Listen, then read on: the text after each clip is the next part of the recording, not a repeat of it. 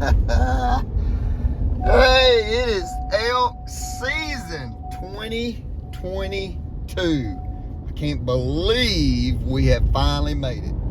So I am on the road, and I'm gonna run over here and I'm gonna get Dad, and I'm gonna get him picked up. I already got all this stuff. Y'all see, Lordy, we got enough stuff back there for we look like I don't know what we look like. We just look like a band of traveling elk hunters, I reckon. So we are finally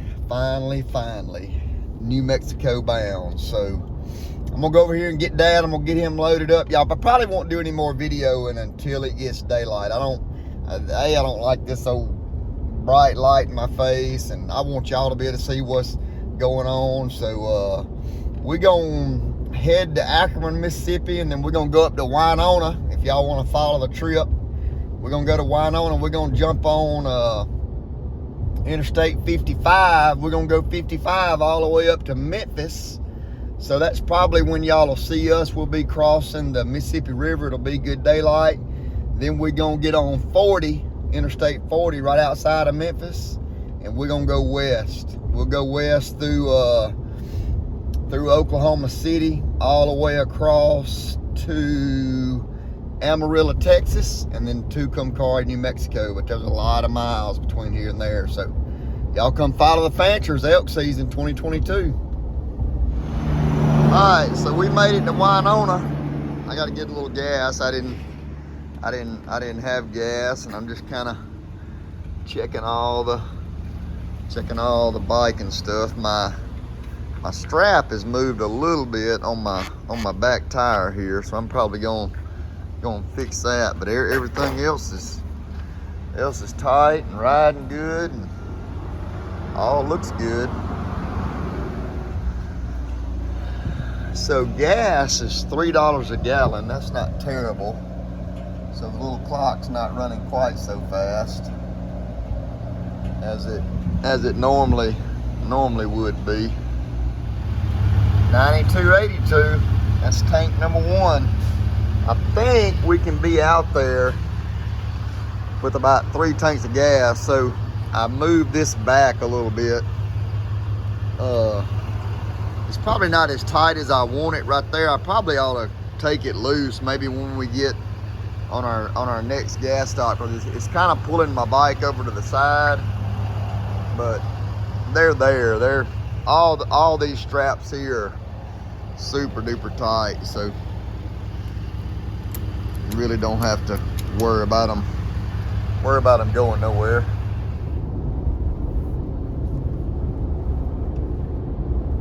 All right, we are crossing the Mississippi River, Mississippi to Tennessee. So we're 2 states down. Arkansas will be next. There it is, right there. Welcome to Arkansas. So there's Dad. It's finally daylight enough where you can see him. And we are traveling. On the way. The phone's beeping. That's probably Mama. I bet. Checking on her. She was up when we got there this morning. Then she probably laid back down and went to sleep. She's probably worried about the cooler, because they were worried about the cooler because the cooler wasn't strapped down in the back of the truck. But I told them it would stay there. Who was it? Do what? Is that Mama? No, it's Tim. Oh. He's gonna preach for me the second Sunday. Jonathan Peoples is preaching next Sunday, and then Tim the second Sunday, if we're not bad. So I put Amarillo, Texas. We're gonna try to make it to Tucumcari, but we're supposed to be in Amarillo about 5:15 this afternoon. That means we'll be at Tucumcari about 8 o'clock. It's about 2 hours or so from Amarillo to Tucumcari, New Mexico, where we normally spend the night. So we're gonna travel.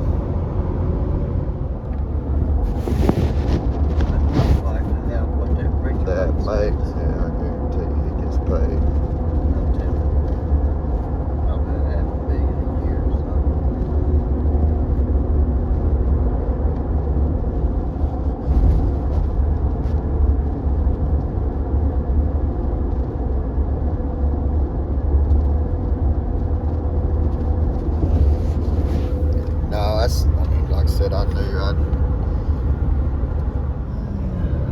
there's our first hunter we've seen.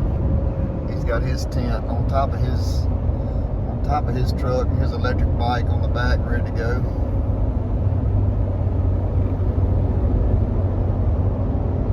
That's a pretty neat little setup, because that's a tent, and he's got a little awning and all that stuff there. For sure. Alright, so y'all will get tired of us just riding and showing you the road and this, that, and the other. So I'm fixing to put Dad on the spot. Oh my God. While we ride, because y'all, Dad probably don't read the comments to all the videos, but we get lots of comments, and everybody always talks about Dad's storytelling ability and his voice. Our voices are the same. His voice ain't no different from mine, so I don't know why y'all say y'all like his better than you do mine. So, your favorite elk hunting memory? Wow. Or just one of your hunts, or? Well, typically, through the years, I've realized that what you think would be the grandest memories of hunting or fishing or whatever you do, it doesn't turn out to be the thing that you think it would be, which is when you kill the biggest buck or bull or catch the biggest bass. A lot of times it's things that happen along the way. So I'll tell you, one of the things that really stands out in my mind about the 30 years of travel out west with my traveling buddy Tim Smith, but we were headed to Meeker, Colorado. I hunted a specific ranch out there for years and years. Was the first bow hunter on that ranch. Paid $350. This was in like the early 80s, like the 80, right. 81, 82. It was right at the end of the heyday of giant mule deer. I mean, people just raise their eyebrows and think that sounds like a hunter's story or a preacher's story, but if you didn't see at least 3 or 4 groups of 10 to 20 mule deer bucks, 30 plus inches, I mean, giants. But we were headed there. It was always a long drive to Meeker, Colorado in those days, but we drove straight through, always the anticipation of the hunt. But a highlight, which is he's asking for, is we're traveling the highway into Meeker. We're worn out, we're tired. I'm driving a little Chevrolet S10 at that time. And, it was white and red. It was white and red, yeah. Because I remember it. Had all our gear thrown in the back. We're maybe 40 miles out, and I don't remember even whether it was early morning or late afternoon, but I look up and I see a car coming, of course, but also about 150 yards from me, I see a skunk start across the road on my side. Okay, I said, Tim, look at that skunk. And he said, yeah. He said, you better watch out. You might run over him. I said, no, he's going to make it. He's going to make it across. Well, he was going to make it across in front of me, but I forgot about the car that was coming. And, I mean, as we're meeting the car, and the skunk makes perfect timing to get out of the way of my truck, but I'm looking at that skunk when the left front tire of that vehicle hits that skunk. And the visuals, Slade's asking, the visual of what was left of that skunk splattered on my windshield and all the yellow goo and grease. And where did I say all of our gear was? Oh, it was in the bed of the truck. The gear was in the bed of the truck. Our duffel bags with all of our clothes, my bow boxes, everything we had was in the back of my truck. So now we're headed home 10 days later, and I still smell skunk. That's pretty funny right there. So we'll try to do that like throughout this whole trip. We'll just kind of have story time with Dad, and it'll, especially when we're on the road like this, it'll kind of fill some of the void. I don't want to just video boring road for y'all. So that's true. We'll have some story time. All right, so I'm at my second favorite store Y'all know when I go on my deer hunts, especially up in Missouri, and when me and Aiden go see Mr. Richard, we like to stop at Casey's. So far, so good. Everything's riding good. See this, when this collapses, Yeah, that's the extends, shock. Yep. Then this has got to pivot. Otherwise, that wouldn't pivot. If it was locked, it wouldn't do that.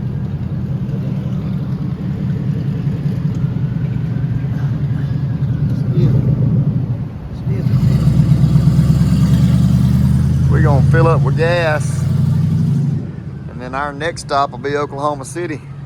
All right, so I'm gonna go in here and get a little something to eat and a Mountain Dew. I ain't had a Mountain Dew in 6 months.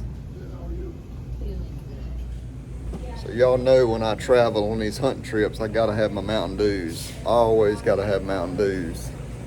And then Casey's has got good pizza. All right, so I got one slice of pizza, some donut holes, a Mountain Dew.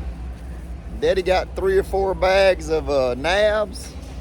We finna roll on. Y'all come on, go with us. Hey, y'all don't forget, I just got through replying to some comments. I appreciate all of you liking the video. So make sure you like, subscribe if you feel led. Hit that super thanks. Y'all know how Angela is about the super thanks. She loves it. So we'll see y'all in a little bit.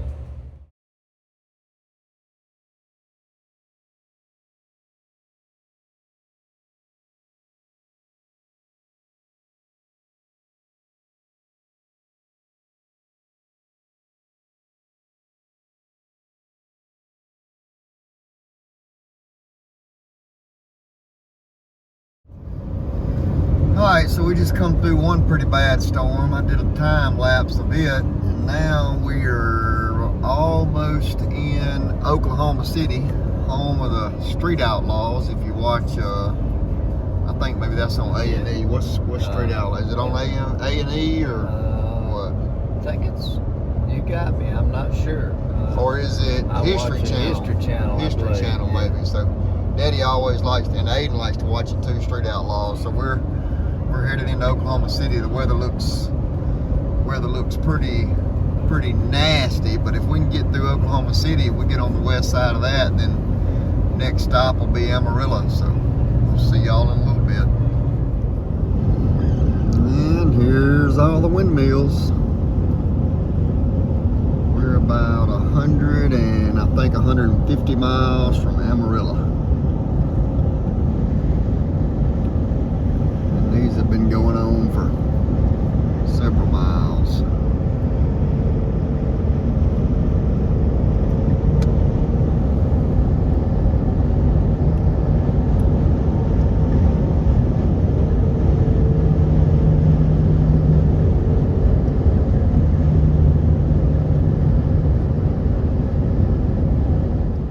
All right, so we are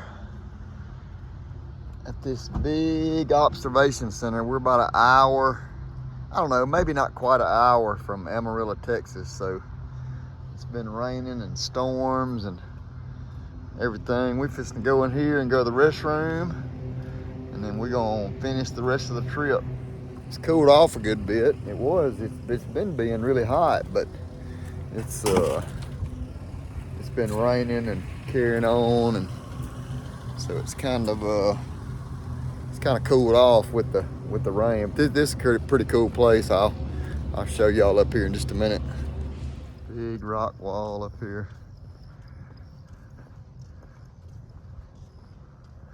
See that sign right there? Said don't climb. No, yeah, right under. Proceed to the route. There, so it's pretty out here.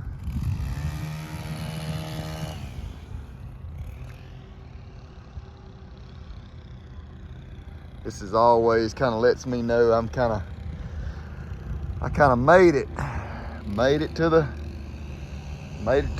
getting to the mountains. All weeding community life was hard, life was good, but death was always very near. As the sunlight grew, so grew tension. Pretty neat. Yeah, it's just Black rain, big dust cloud, Great Depression. that's all kinds of Indian stuff over there too. Super cool. This big canyon right here that we're in.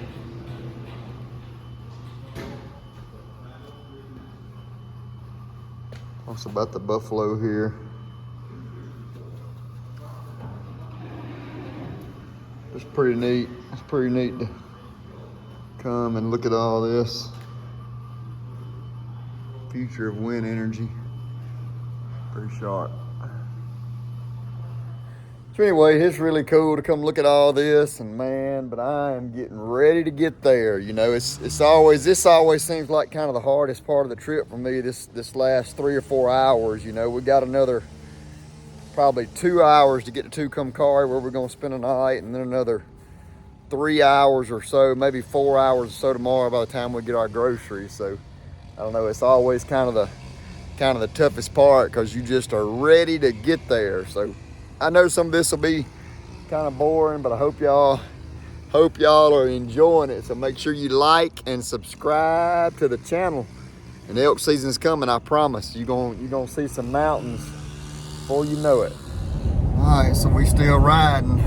We got about, I think I got 45, 50 more miles, and I got 75 miles to empty. So we're and Daddy's a little nervous. yeah. So Daddy's really nervous. I'm not that nervous, because I think I'll make it. But Thinking don't work. I mean, thinking's fine. Knowing is a lot. we got 2 bikes back there we can ride if we were to run out of gas. Well, I know I can't get over there though. You can up here somewhere. I can't get on that side of the road. There'll be one on our side of the road in a little bit. So what was you saying? Oh, you know, just always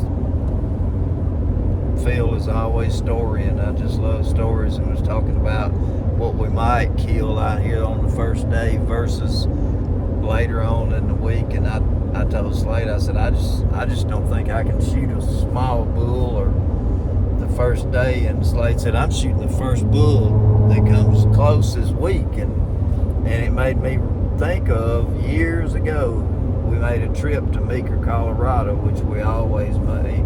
Maybe it was Slade's maybe first or second trip actually hunting, I can't remember.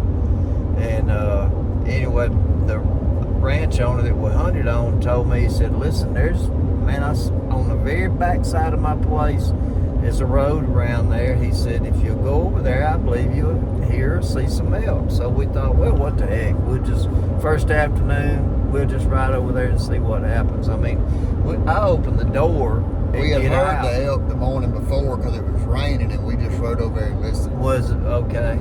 And I mean, I stepped out, and there's bull bugling. I mean, and it's not real steep. It's pretty steep. It's up, but it's really thick oak brush in that country. It's a little small tree, but they call it oak brush, but it's actually a tree, and it's got acorns on it like our pin oaks here.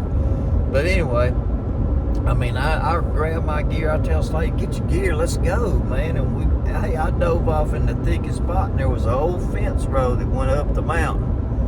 And Slade started up that way, but I went off in kind of to the right, and there straight towards the bulls. I think it was 3, or you remember, it may have just been 2. 50 of them all together. But all together, yeah. And but we didn't know it. It was just elk everywhere. Once we got in there, well, I had a really big bull within 25 yards of me twice. I could see his rack, or I could see his leg, and I was cow calling, cows all around me, and I mean, I never could get a good shot. And it kind of settled down. They moved on up the mountain towards where Slade had gone. They smelled us. He said they'd smelled us and kind of boogered, and so I was just moseying out to the fence, was going to listen again and see if they got started. And about that time, way up the fence, I hear Slade scream and holler, and he come running back down the fence. And when he got where he could see me, he held his bow up high and held his fist up. I went, dadgum, that joker has done killed a big bull. Well, I go climbing, and he comes down. I said, how big is he? How big is he? He said, Dad, I killed a great big cow. I said, you did what? And I was like, First afternoon. I mean, it was like, come on, man. Yeah. But he's never been real ticky about what he shot the first day. I mean, if one comes out there, it's probably going to be in trouble. Yeah. I like to eat them. I do too. So you're probably not going to be able to see this because the sun's so bad in our face with us going west. So the big yellow sign right up there says continue onto I-40 West. entering New Mexico. So I will slow down just a little bit. Welcome to New Mexico. Land of enchantment. Land of enchantment. Right there. For 38 miles, continue straight. All right, we got 38 more miles. We're gonna stop, eat some supper, and get a hotel. We closer than we were at 4 o'clock this morning. It's super duper green Unbelievable. this year too. Like I don't know if I've I've ever. never seen it like this. I don't know. We probably have, but it's really green and wet. All right, we made it to Dale's.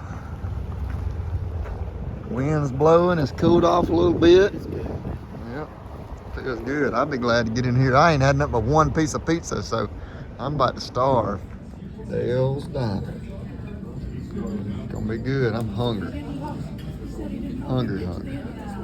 All right, so I got brisket enchiladas, beans, and rice.